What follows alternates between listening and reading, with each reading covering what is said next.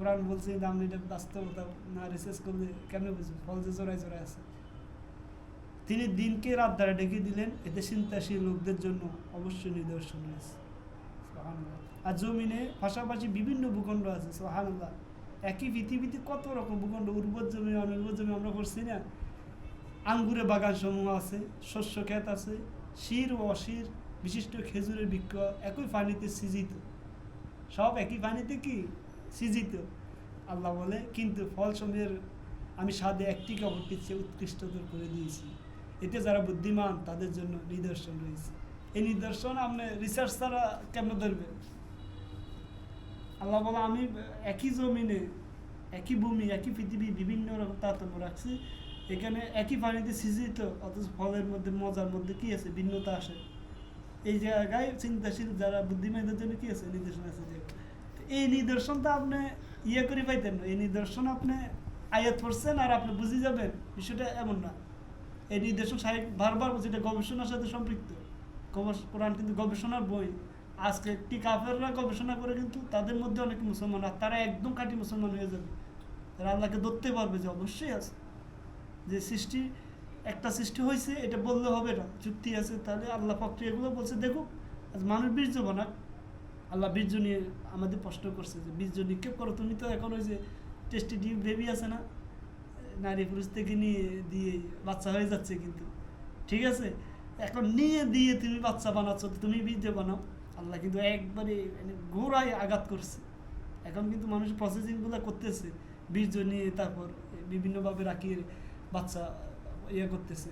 তো আল্লাহ একবারে ঘোড়ায় হাত দিছে। তা তুমি বীর্য নাও কা, ওটা তো আমি বানাইছি, তুমি নিজে বানাও বীর্য, তারপর দেখো বানাইতে পারে কিনা মানুষ। তো এই জন্য যখন আপনি রিসার্চ করবেন, বীর্যের উপাদানগুলো দেখবেন, আর আপনি যদি দেখেন সব উপাদান মিলেইও বীর্য হচ্ছে না বা কার্যকর কোনো বীর্য বানানো যাচ্ছে না, তাহলে বুঝতে হবে এই সব উপাদানের বাইরে একটা ক্ষমতা কাজ করে কেন, আর সেটাই আল্লাহ। সেটাই কি? আল্লাহ। সুবহানাল্লাহ। এইভাবে রিসার্চ করতে হবে। হ্যাঁ, না আমরা আমাদের আলেমদের আজকে কি, আগের আলেমরা কিন্তু অনেক অনেক গভীরভাবে চিন্তা ভাবনা করতো। আমাদের মুসলমানদের অনেক আবিষ্কার আছে, অনেক আবিষ্কার, একটা দুইটা না, অনেক আবিষ্কার আছে।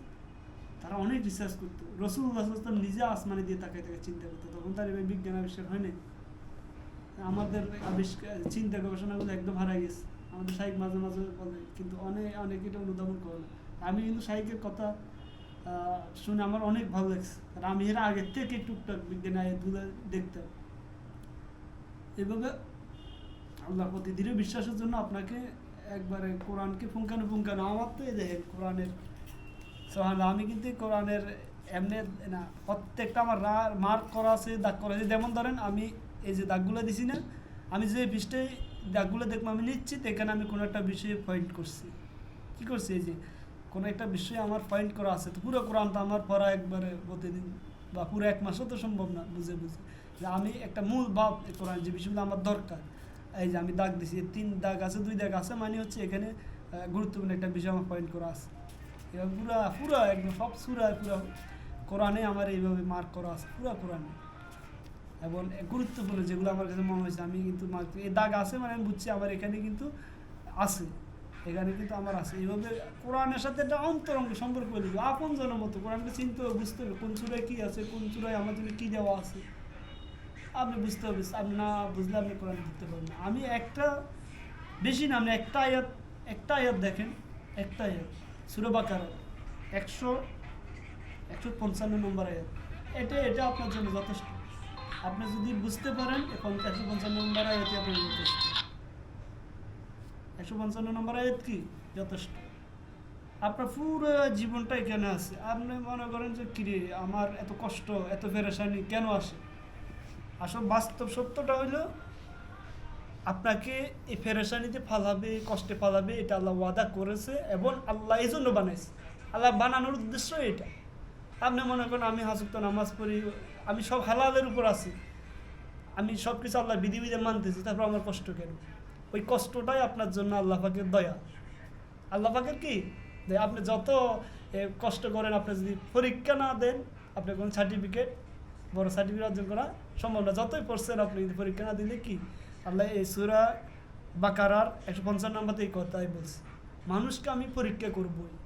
আর এই যে 5টা জিনিস আল্লাহ উল্লেখ করছে, 5টা জিনিস পুরো মানুষের জীবনটা এখানে আছে, পুরো জীবনটাই পরীক্ষা।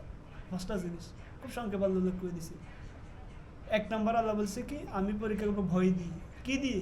ভয়। আজকে আমরা হক কথা বলতে পারি, আজকে আমাদের মঞ্চে হক কথা বলা সম্ভব হয়, ওয়াজ মাহফিলে হয় না। কেন? ভয়। যে স্যার মেম্বার এমপি সাহেব হয়তো আমার ধরে ফেলবে, পুলিশ এসআই ওসি আমার কি করবো, জেলে নিয়ে যাবে, আমার পরিবার কই যাবে, আমি কই যাবো, পরিবার চলবে কেমন? এই যে ভয়, মানুষের ভয়, জীবনের ভয়, সম্পদের ভয়, আমার সম্পদ ক্ষতিগ্রস্ত হয়ে যাবে, আমি জেলে গেলে আমার ব্যবসা নষ্ট হয়ে যাবে, এই ভয় দিয়ে আল্লাহ পরীক্ষা করবে।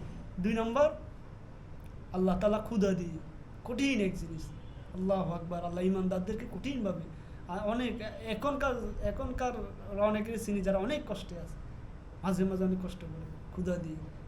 তাহলে এরপরে আপনাকে পরীক্ষা করবে যে আপনার সম্পদ দিয়ে, আপনার ব্যবসা, আপনার চাকরি, আপনার এভরিথিং যত সম্পদ আছে এগুলো দিয়ে কী করবে? ক্ষতি করে পরীক্ষা করবে। আপনার সব ভালোর উপরে চলার পরে এগুলোর উপর বিপদ আসবে।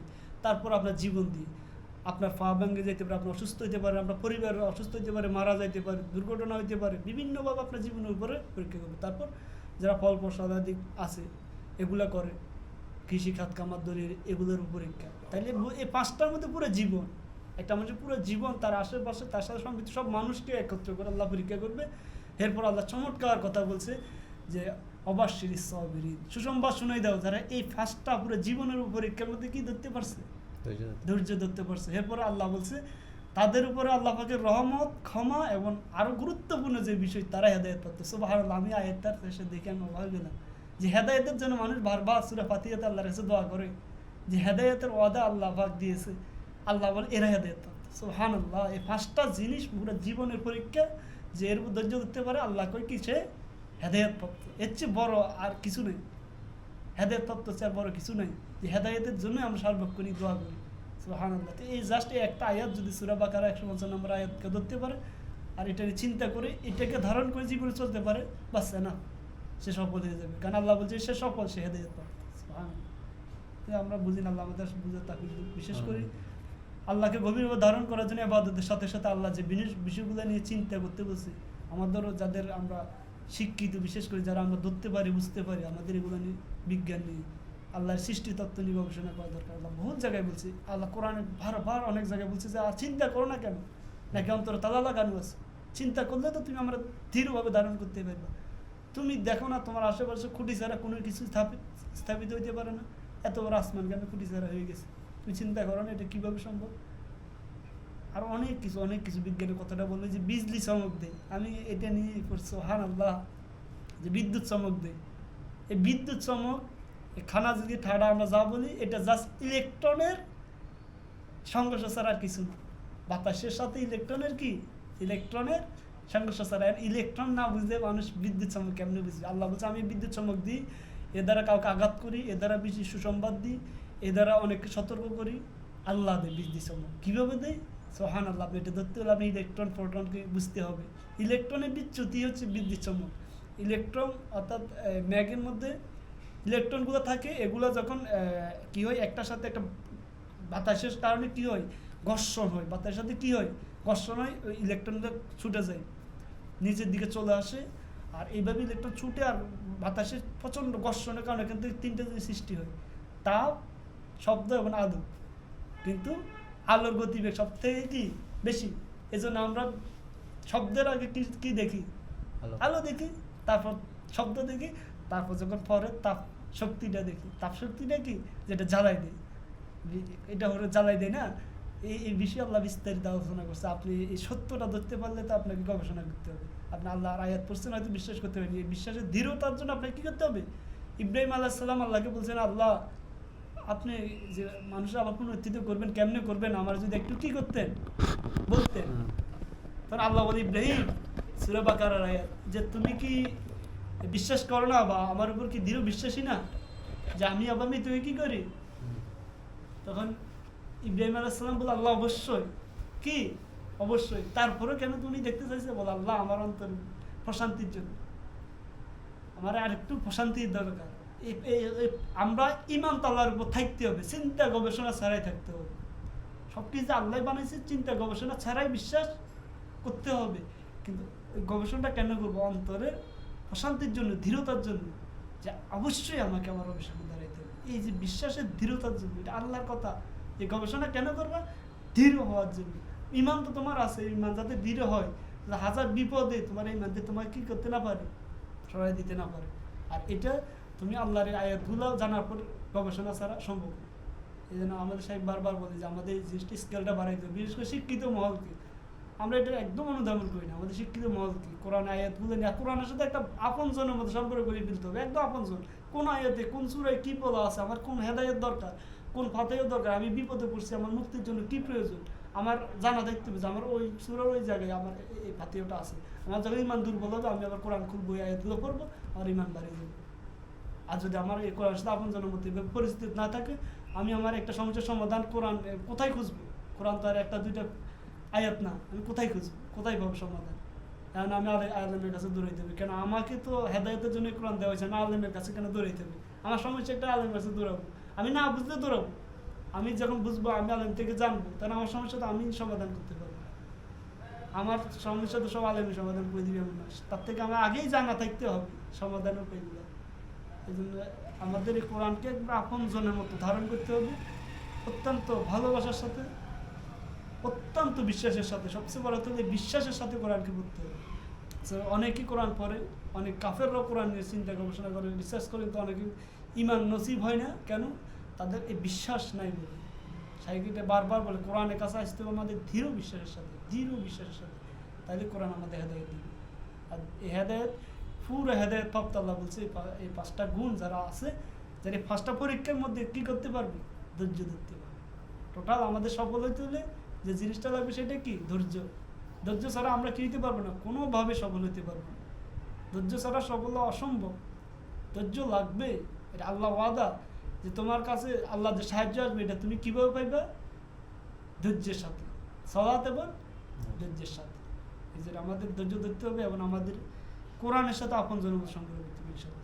এবং এই যারা আমরা শিক্ষিত মহল, বিশেষ করে যারা আমরা সচেতন, তারা আমরা এই কোরআনের আল্লাহর যে সৃষ্টি তত্ত্ব, আল্লাহ এই সৃষ্টি তত্ত্বগুলো শুধু শুধু বলে নাই, এই সৃষ্টি তত্ত্ব নিয়ে গভীরভাবে চিন্তা গবেষণার জ্ঞান আমাদের স্কিল বাড়াইতে হবে। যখন আমি এই চিন্তা গবেষণা করে সত্যটা ধরতে পারবো, তখন আমি বলে উঠবো যে হ্যাঁ আল্লাহ, আপনি এগুলো অহেতুক বানান নাই। যেটা আল্লাহ বলেছে যে যারা এটা ধরতে পারছে তারা ঘোষণা দিচ্ছে, আল্লাহ আপনি হেতু কোনো কিছু অহেতুক বানান নাই, নিশ্চয়ই প্রত্যেকটা জিনিস আপনি সঠিক উদ্দেশ্যে বানাইছেন। এবং তারা দৃঢ় বিশ্বাসী হয়ে যায়, আল্লাহর সাথে সাক্ষাতের ব্যাপারে কী হয়ে যায়? দৃঢ় বিশ্বাস হয়ে যায়। এই জন্য আমাদেরকে আল্লাহ পাক বুঝার, বিশেষ করে এই বিষয়গুলোর উপরে চিন্তা গবেষণা করার তাফিক দান করুন। ইমানের সাথে যাতে আমরা কোরআনকে অধ্যয়ন করতে পারি, চিন্তা করতে পারি, সেই ইমান আমাদের আল্লাহ পাক দান করুন। আমার তাফিক।